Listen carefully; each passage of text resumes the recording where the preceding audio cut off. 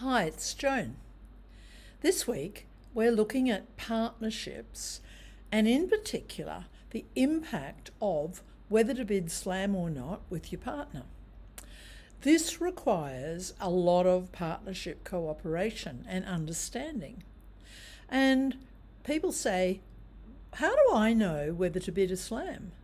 Well, it's when you obviously have plenty of points and one partner, after certain bidding, which is strong bidding, one partner thinks, well, I'd like to go beyond game. How will we do it? So often, particularly when you're using Blackwood, either ordinary Blackwood or keycard Blackwood, the person who chooses to go beyond game and ask for no trumps, they are the captain, and their partner is just the robot. They just answer the questions. So the captain asks for no trumps, the partner says, I've got X number of aces.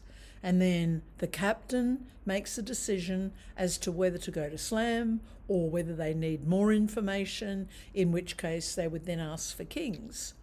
So it's always with the partnership, one person's in charge and the other person is simply answering. You must always let the person in charge make the decisions too. It's a little bit different when you're using Q bidding, which can be combined with Blackwood when you both think you've got hands that are too strong just to stop in game. Q bidding is more of a cooperative process. With Q bidding, after you know that you have enough points for more than game, one person says, I've got this. The other person says, well, I've got this. And you keep discussing where you've got your controls. So the big thing for partnerships when you're thinking about going to slam is that you can't bid 6 if you find out you're missing 2 controls. So it's fraught with danger to just guess slams. Use Q bidding and Blackwood to test, just to make sure that you have the controls you need to bid either a small slam or a grand slam. So have a look at the hand I've given you and see how you go. Have a great week, everyone. We've got a lovely 7-card diamond suit, but not much else. Partners opened a game force 2 clubs. Even though we'd like to show the diamond suit immediately, start with 2 diamonds, which says we don't have a suit with an ace and a king or more than 7 points. So start with the relay or waiting bid of 2 diamonds. Now partner says they have a spade suit. We too have spades. We've got a fit for partner. So 3 spades would be saying, I like spades and I'm stronger than 4. 4 clubs is a Q bid. It says I've got first round control of clubs. You have first round control of diamonds, so let's bid 4 diamonds. Spades are definitely trumps. Now partner is Blackwooding, and we are using today ordinary Blackwood. So we've got 1 ace, which is 5 diamonds.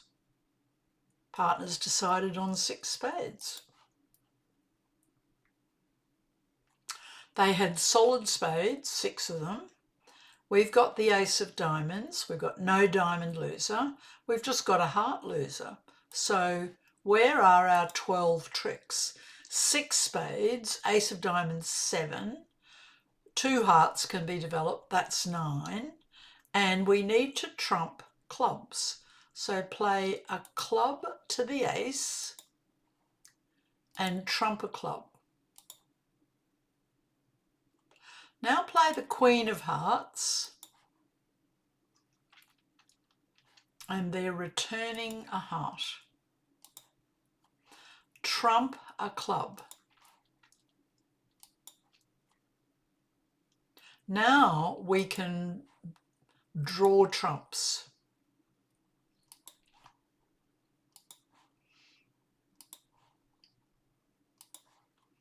They are now all drawn. We've only got trumps and the winning Jack of Hearts.